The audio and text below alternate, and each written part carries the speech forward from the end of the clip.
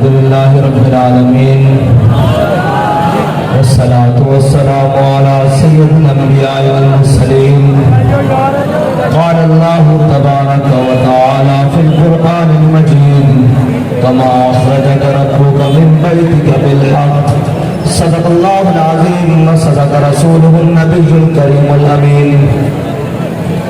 ان اللہ وملائکتہ یصلون علی النبی یا ایھا الذین آمنوا صلوا علیہ وسلموا تسلیما الصلاۃ والسلام علیک یا سیدی یا رسول اللہ وعلی آلک واصحابک یا سیدی یا حبیب اللہ الصلاۃ والسلام علیک یا سیدی یا نور اللہ وعلی آلک واصحابک یا سیدی یا خاتم النبیین او تیرے بیاباں کی ہوا تجھ کو گوارا اس دشت بہتر نہ دلی نہ بخارا غیرت بڑی چیز ہے جہان تگو دو میں پہناتی ہے درویش کو تاج سردارا جس سمت میں چاہے صفت سیل رواں چل وادی یہ ہماری وہ صحرا بھی ہمارا حاصل کسی کامل سے یہ پوشیدہ ہنر کر حاصل کسی کامل سے یہ پوشیدہ ہنر کر کہتے ہیں کہ شیشے کو بنا سکتے ہیں خارا کہتے ہیں کہ شیشے کو بنا سکتے ہیں خارا تین ہاتھ سے دے کر اگر آزاد ہو ملت تین ہاتھ سے دے کر اگر آزاد ہو ملت تو ہے ایسی تجارت میں مسلمان کا خسارہ اخلاص عمل مانگ نیا گان کہن سے اخلاص عمل مانگ نیا گان کہن سے اخلاص عمل مانگ نیا گان کہن سے شاہاں چھ عجب گرب نوازن فدا یارام اور تقریر بڑی مفصل طریقے سے کل بھی ہو چکی آزادی کی داستان ایک اتنی طویل اور دردناک داستان ہے لوگ سمجھتے ہیں کہ آج پرنٹنگ پریس کے ذریعے ایک پاکستان کا جھنڈا چھاپ کر اور ایک ادھر چھوٹا سا بیج لگا کر ہم بڑے پاکستانی ہونے کا اظہار کر رہے ہیں یا کسی بلڈنگ کے اوپر پاکستان کا جھنڈا لگا کر کہتے ہیں کہ ہم پاکستانی ہیں آپ ٹھیک ہے پاکستان میں بسنے والے ہو جن کے بڑے پاکستان کی تعمیر کے وقت اپنی لوہے کی ملیں بنا رہے تھے وہ آج پاکستانی ہونے کا جناب شرف حاصل رکھتے ہیں اور ملک میں تین بار وزارت عظمیٰ کے جناب وہ مزے لوٹ چکے ہیں اور جن کی اولادیں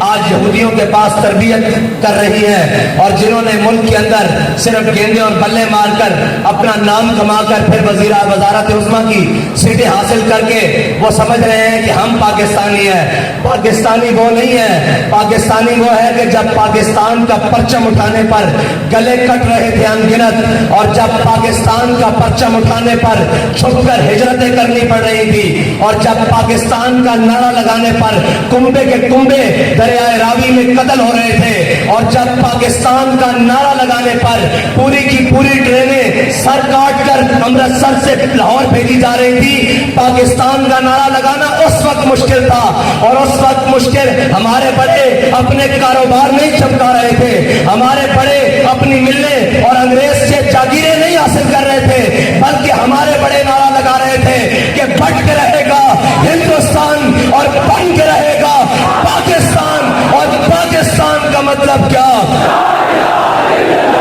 دستور ریاست کیا ہوگا وہ تھے ہمارے بڑے اور ان بڑوں کی لائن اسی طریقے سے آج ان کی اولادیں بھی ان کو پتا ہے انگریز کے ان غلاموں کو ان انگریز کے ان جناب چاپلوسوں کو ان انگریز کے نوکروں اور چاکروں کو پتا ہے کہ اگر یہ حقیقی وارث جن کے بڑوں نے اس خطے پر 1000 سال حکومت کی ہے جن کو حکومت کرنے کا پتا ہے جن کو حکومت کرنے کا ڈھنگ آتا ہے جن کو پتا ہے کہ غیروں سے بات کس رویے اور کس زبان میں کی جاتی ہے ان کو پتا ہے اگر پاکستان کے تخت پر حضور کے دین کا پرچم لے کر یہ بابا جی کے متوالے آ گئے تو پھر یہاں کسی کی چل نہیں سکتی اس لیے آئے روز دن دن ب دن ایک نئی ریشہ دوانیاں گھڑتے ہیں. کہتے ہیں جی یہ جماعت انتہا پسند ہے. میں نے کہا یہ جماعت انتہا پسند نہیں ہے, یہ جماعت غیرت مند ہے.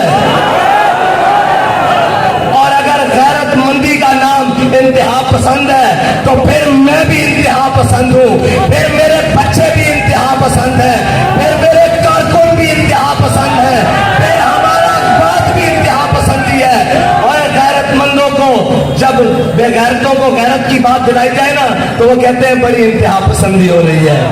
ہم ان کو غیرت دلانے کی بات کرتے ہیں. میں آپ کو پاکستان کی تاریخ کا ایک واقعہ سناتا ہوں. پاکستان بن گیا, کچھ دیر بعد, کچھ وقت گزرنے کے بعد ایک شخص ہندوستان میں گرفتار ہو گیا سمگلنگ کے جرم میں. جو پاکستان بارڈر کراس کر کے ادھر سمگلنگ کے جرم میں گرفتار ہو گیا. جب وہ گرفتار ہوا تو تب نیا نیا نظام بن رہا تھا, تو وہ مقامی حکومت نے اس کو کہا ہندوستان کی کہ یار اس کو آج کی رات اپنے گھر میں بیڑیاں شیڑیاں ڈال کے رکھو, تو صبح پھر اس کو جو ٹوٹی پھوٹی باہر سسٹم چل رہا ہے مجسٹریٹ کے سامنے پیش کریں گے. جب اس شخص کو رات میں رکھا گیا نا تو اس نے اپنی بیوی کو کہا چلے اس کو کھانا پینا دے دینا, جو بھی اس کا سامان ضرورت ہے, کپڑے شپڑے اس کو دو. صاحب ظاہر ہے یہ مجرم تو ہے لیکن ہمارا قیدی ہے. جب وہ خاتون, وہ سکھ آدمی کا گھر تھا, وہ سکھ شخص کا گھر تھا, وہ خاتون جب کھانا لے کر اس شخص کے سامنے آئی نا تو وہ کہنے لگی کہ تمہیں ہم نے پاکستان سمگلنگ کرنے کے لیے بنا کر دیا تھا.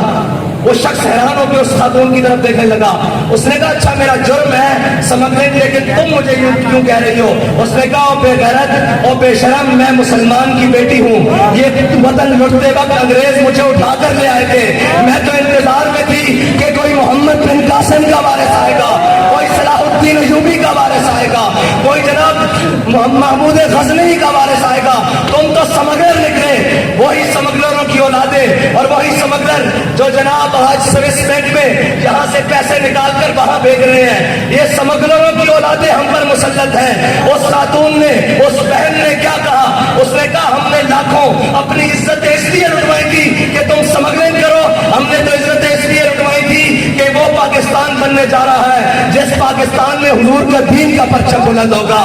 یہ ہے ہماری داستان, جس کو خون سے لکھا جائے تو شاید بھی کم ہو. اتنی قربانیاں دینے کے بعد یہ پاکستان ہم نے حاصل کیا, لیکن ان لائنوں نے پاکستان کو 75 سال تک جناب اس کو کھا بھی لیا. اس کو جس کا دل چاہا, جہاں سے دل چاہا, اس نے اس کو کھایا بھی, توڑا بھی, اور جو نقصان پہنچا سکتا تھا نقصان پہنچایا بھی. لیکن میں ایک بات کہتا ہوں کہ ہمارے بڑوں نے خون جو دیا ہم نے اس سے غداری نہیں کی, نہ ہمارے بڑوں نے غداری کی, نہ ان کے بڑوں نے غداری کی, نہ سید ابو الحسنات نے غداری کی, نہ سید دیدار علی شاہ نے غداری کی, نہ علامہ خادم حسین رضوی نے غداری کی, نہ جناب علامہ عبدالستار خان نیازی نے غداری کی, نہ جناب سردار عبدالرب نشتر نے غداری کی, اور نہ لیاقت علی خان نے غداری کی, نہ مولانا شوکت علی جوہر نے غداری کی. ہمارے بڑوں نے اس پاکستان کے ساتھ اور اس پاکستان کے نعرے کے ساتھ غداری نہیں کی. غداری سرداری نے کی, غداری نواز شریف نے کی, غداری ضیاء الحق نے کی, غداری پرویز مشرف نے کی, غداری جناب عمران خان نے کی. جو کل کھڑا ہو کے کہہ رہا تھا, لوگ کہہ رہے تھے کہ جناب یہ تو بڑا محب وطن ہے. میں نے کہا کیسے محب وطن ہے؟ کہتا ہے جی وہ بہت بڑے اسٹیڈیم میں جہاں ہزاروں لوگ آتے ہیں وہاں کھڑا ہو کے قومی ترانہ پڑھا ہے. میں نے کہا تجھے منافق کا نہیں پتا, یہ تو قومی ترانہ ہے, منافق تو پیچھے کھڑے ہو کر فرض نمازیں پڑھ رہے تھے.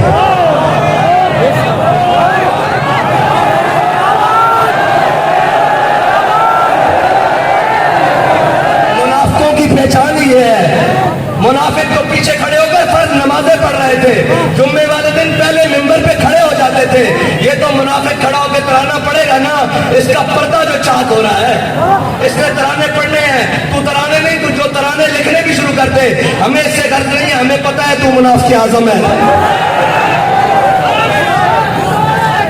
اور اب ڈیلے کرنے کے لیے ہمارے پاس خبریں موجود ہیں, کون کس سے ملنے کہاں کہاں جا رہا ہے. یہ یاد رکھنا, وہ کوئی بھی ہو جس نے اس پاکستان کے ساتھ کسی قسم کی بھی غداری کی ہے, تحریک لبیک پاکستان والے اس کے وجود کو قبول نہیں کریں گے, اس کے وجود کو قبول نہیں کریں گے. جس نے کہا یہ عارضی لائن ہے, اس کے وجود کو قبول نہیں کریں گے. جس نے کہا جناب ہم ایک ہی رحمان اور رحم کو مانتے ہیں, اس کی وجود کو پاکستان والے قبول نہیں, تحریک لبیک پاکستان والے اور یہ ملت قبول نہیں کرے گی. اس لیے کہ وہ جس سے اس وطن کی جیل تو نہ کاٹی گئی اور بھاگ کر لندن جا کر بیٹھ گیا, جس کو لندن کے ایسی راس آئے ہوں اسے ملت کے درد کا کیا پتا, اسے قوم کے درد کا کیا پتا, اس کو کیا پتا کہ یہاں بیٹیاں غربت کی وجہ سے تمہارے کرتوتوں کی وجہ سے کاٹی جا رہی ہیں, ہمارے کرتوتوں کی وجہ سے نہیں. تم نے اس ملک کے عوام اور قوم کو اس حد تک لے جایا ہے کہ سارے دیکھ کر کہتے ہیں کہ یار یہ تم نے پاکستان حاصل کیا, یہ تم نے نعرہ لگایا, یہ تم نے اپنے وطن کے ساتھ کیا. میں ان سب کو کہتا ہوں ہم نے اپنے وطن کے ساتھ کچھ نہیں کیا. ہم نے لاشیں اٹھائیں, بھائی زخمی کروائے, بچے اپنی بچیاں جیلوں میں بھجوائیں, اپنی خواتین کی جناب گھروں کی چادر اور چار دیواری کی پامالی کی, لیکن اپنے پاکستان کے خلاف ایک حرف نہیں بولا, ایک سوچا بھی نہیں, بلکہ یہ کہا کہ اوئے یہ پاکستان ہمارا ہے, یہ پاکستان ہمارے بڑوں نے بنایا ہے. ابھی فی الحال یہ کچھ جناب وہ چند ناہنجاروں اور غداروں کے ہاتھ میں ہے, لیکن یہ یاد رکھنا وہ کہہ گئے ہیں نا کہ منزلیں عشق کی آسان ہوئی چلتے چلتے.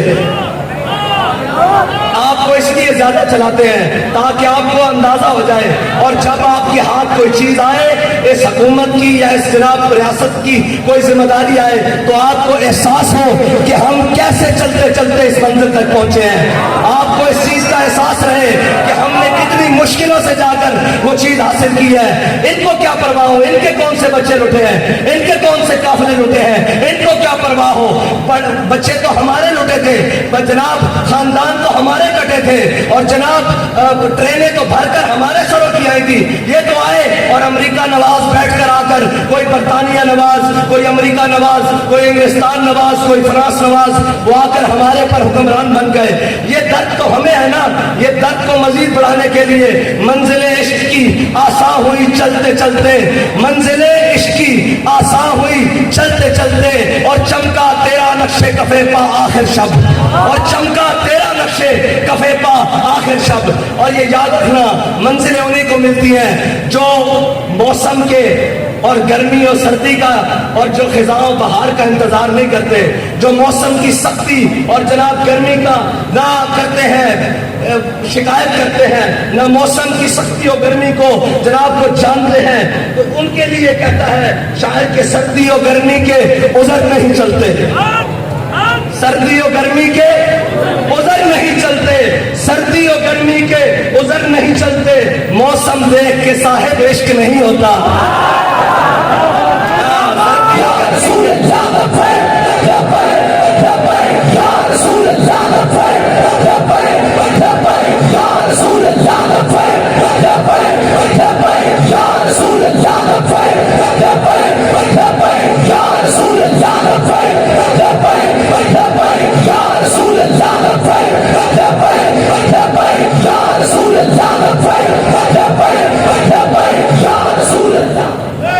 موسم دیکھ کے صاحب عشق نہیں ہوتا. فیض آباد کی ٹھنڈی راتیں ہوں یا حبس کی گرم ترین اور گھٹن والی راتیں ہوں, تحریک لبیک پاکستان والے اپنی منزل کی جانب چلتے چلتے آسانیاں اور جناب مشکلیں دیکھ کر رک نہیں رہے, بلکہ وہ اپنی منزل کی جانب جا رہے ہیں. اور انشاءاللہ اگر آپ اور میں اخلاص کے ساتھ کام کرتے رہے تو جو انہوں نے 75 سال اس وطن عزیز پاکستان کے ساتھ کیا ہے, اس کا کفارہ اگلے 25 سال میں ہو سکتا ہے. اگر تم اور میں وفادار رہے اس وطن کے ساتھ, اگر قوم نے اپنی آنکھیں کھول لی, تو انشاءاللہ ویسے بھی ہمارے شاہ صاحب کہا کرتے ہیں کہ یہ خطہ ایسا ہے 100 سال نہیں نکالتا. یہ خطہ وہ ہے جو 100 سال نہیں نکالتا. 75 تو نکال گیا ہے, 25 انشاءاللہ تحریک لبیک والے نکالیں گے. اس کے لیے محنت درکار ہے, اس کے لیے خون پسینہ کرنے کے لیے اور جناب اپنی جانفشانی کے ساتھ کام کرنے کے لیے وقت درکار ہے. اور کسی ملامت کرنے والے کی ملامت نہیں سننی, کسی ڈرانے والے کا ڈر نہیں سننا, اور جناب کسی کی بھی بات اپنے کانوں تک نہیں پہنچنے دینی، اس لیے کہ ہمارے علامہ صاحب فرما گئے ہیں غیرت بڑی چیز ہے، جہان تگو دو میں پہناتی ہے درویش کو تاج سر دارا۔ وہ لوگ جو آج جناب یہ سوچتے ہیں کہ بابا جی کو یہ مقام کیسے ملا، بابا جی نے پہلے ہر مکان اور مقام اپنے ٹھوکر کے ساتھ پیچھے کیا ہے، اس لیے یہ مقام ملا ہے۔ ہاں رستے میں بڑے لوگ آتے ہیں خریداری کرنے کے لیے، بڑے لوگ آتے ہیں لالچیں دینے کے لیے، بڑے لوگ آتے ہیں رستے سے بھٹکانے کے لیے، اور بابا جی تو بتا گئے ہیں صوبے طیبہ کارواں بے کارواں۔ ہاں جی، ہماری منزل طیبہ کی گلی ہے اور طیبہ کا نگر ہے اور طیبہ کا نظام ہے، اور کسی منافق سے اور کسی جناب دو نمبر کی باتوں میں آپ نے نہیں آنا، بلکہ اپنی منزل کی طرف مضبوطی سے قدم بڑھانے ہیں، اور ان کو بتانا ہے کہ یہ جو کہہ رہے تھے نا کہ جناب ہم امریکہ کے خلاف آزادی کی جنگ لڑ رہے ہیں، تم نے انگریز کے خلاف آزادی کی جنگ نہیں لڑی، تمہارے بڑوں نے انگریزوں سے جاگیریں لی اور انگریزوں کے خلاف ہمارے بڑوں نے آزادی کی جنگ لڑی 1857 سے لے کے 1947 تک، اور وہ ایسی تاریخ رقم کی جسے انگریز آج بھی زخم چاٹتا ہے کہ وہ پگڑیوں والے، وہ جناب قلم سے خط لکھنے والے، وہ قلم سے فتویٰ لکھنے والے، وہ انگریز کہتا ہے میری حکومت کے درمیان اس برِ صغیر کے اوپر جو سب سے بڑی رکاوٹ تھے وہ مدارس کے مولوی تھے، اس لیے وہ مدرسوں کے خلاف ہے۔ آج بھی جو دین کے خلاف بات کرے تو تم سمجھ لیا کرو کہ یہ اسی انگریز کی اولاد ہے جس کو ہم سے ڈر ہے، اور ہم سے ڈرنے والے یہ یاد رکھیں کہ ہمارے اندر کوئی تمہارے لیے نرمی نہیں ہے، اور ہمارے پاس نظریہ بڑا صاف ہے اور بڑی کھلی بات ہے، جو حضور کا غلام ہوگا وہ ہمارا امام ہوگا، لیکن جو ان سے بیگانہ ہوگا ہماری جوتی بھی اس سے مہنگی ہے، ہمارے جوتی کے ساتھ لگنے والی خاک بھی اس سے مہنگی ہے انشاءاللہ۔ بس اتنی بات ہے کہ اپنے کارواں کو اور اپنے جذبے کو اسی طرح سلامت رکھتے ہوئے، اور سفر جتنا بھی طویل ہو جائے، تھک گئے ہو؟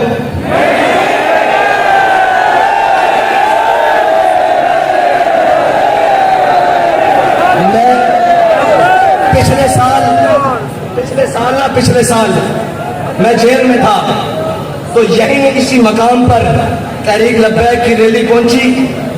انہوں نے پرچہ کاٹا تھا، میں آج پھر کہتا ہوں کاٹو پرچہ۔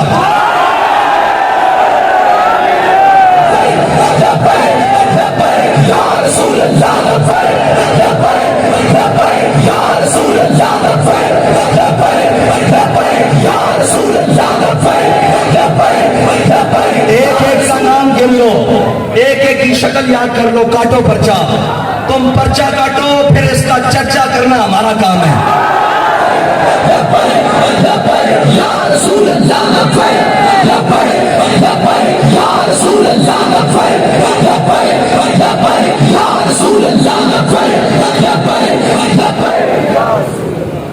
اور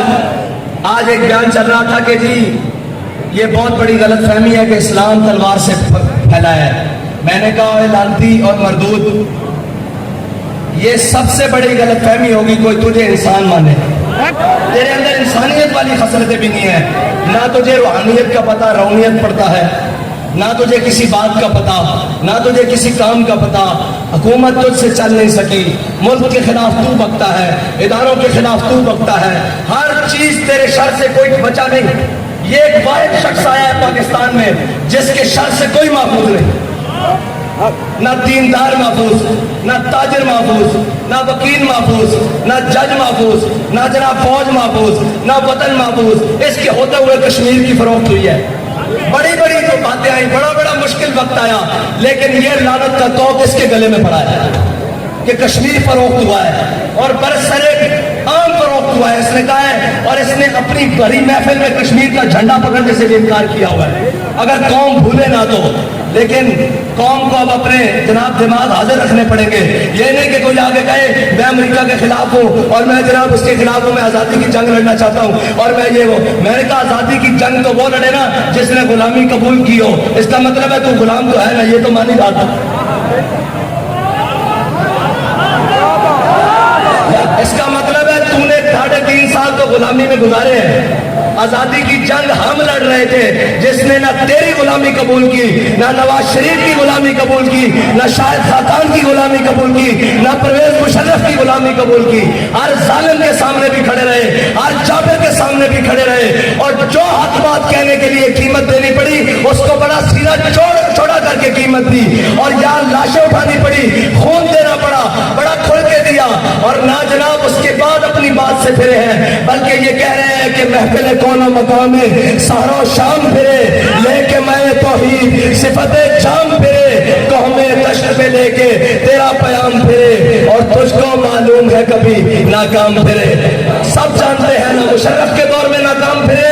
और ना जनाब नवाज शरीफ के, और ना वो खातान के, और ना जनाब इस इमरान खान के, और अभी भी जो आए बैठे हैं हम उन्हें सिर्फ इतना ही कहते हैं कि वापस आ जाओ हुजूर के दीन की तरफ।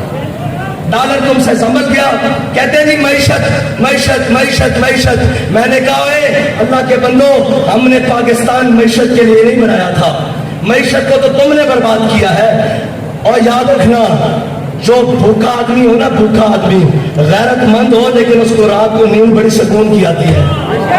लेकिन बेगैरत हो और उसके महलों में और उसके सर्विस बैंक अकाउंटों में अगरचे अरबों पड़े हो, उसको कभी सुकून की नींद और सुकून का हयात मुयस्सर नहीं होती। तुम बेशरम हो और बेगैरत हो, और कौम के लूटने वालों को कभी इत्मीनान हासिल नहीं होगा। अगर इसकी अंजाम देखना है तो परवेज मुशर्रफ की ताज़ा सूरत हाल देख लिया करो, कभी ये देख लिया करो कि अंजाम कितना बुरा है। ये 4 दिन की चांदी है, ये 4 दिन की ताकतें हैं। वही बात है, ताकतें तुम्हारी है, खुदा हमारा है, और हमारा भरोसा किसी पर नहीं है। किसी को अपनी ताकत का जोम आज भी है तो वो हम उसे कहते हैं कि तुम अपनी ताकत आजमा लो। हम सीने वही रखते हैं जो अहमदुल्लाह शाह मदरासी वाले हैं, हम सीने वही रखते हैं जो इमाम फजल हक खैराबादी वाले हैं, हम सीने वही रखते हैं जो मौलाना इनायत काकोरी वाले हैं, हम सीने वही रखते हैं जो किफायतुल्लाह काफी वाले हैं, और हमारे सीनों को निस्बत अमीरुल मुजाहिदीन वाली है।